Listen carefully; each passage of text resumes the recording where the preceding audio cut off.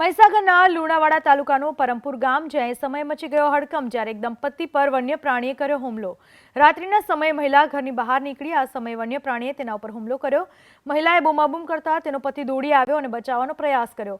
આ સમયે મહિલાના પતિ પર પણ વન્ય પ્રાણીએ હુમલો કર્યો। મહિલાને આંગળીમાં ગંભીર ઈજા થતા સારવાર અર્થે હોસ્પિટલમાં ખસેડાઈ। ઘટનાની જાણ થતા વન વિભાગની ટીમ પણ દોડી આવી।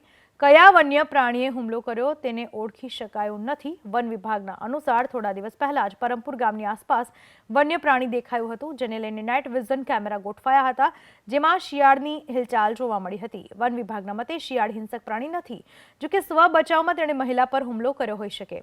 હાલ તો વન વિભાગે ગ્રામજનોને સાવચેતી રાખવા અપીલ કરી છે। રાત્રે ઘરની બહાર નીકળતી વખતે બેટરી સાથે રાખવાની સૂચના અપાઈ છે। જો કોઈ માંસાહાર કરતું હોય તો ઘરની પાસે એઠવાડ ન નાખવા સૂચના અપાઈ છે। હું રાત્રે 2 વાગે બહાર નીકળેલી અને કશુંક આવ્યું જનાવર જેવું તે મને આવીને હુમલો કર્યો।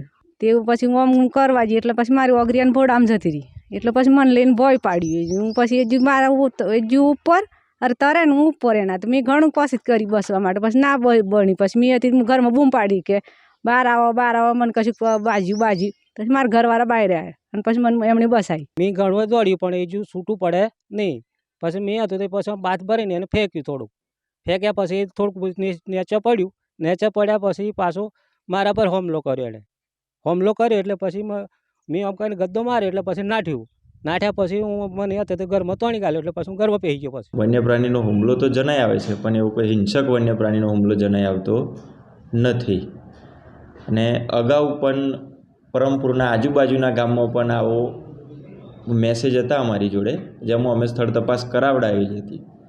જેમાં સ્થળ તપાસ અમે નાઇટ વિઝન કેમેરા અને આના પ્રયત્નો કર્યા હતા જેમાં અમને જાણવા મળેલ કે આ શિયાળના હિલચાલ જોવા મળે।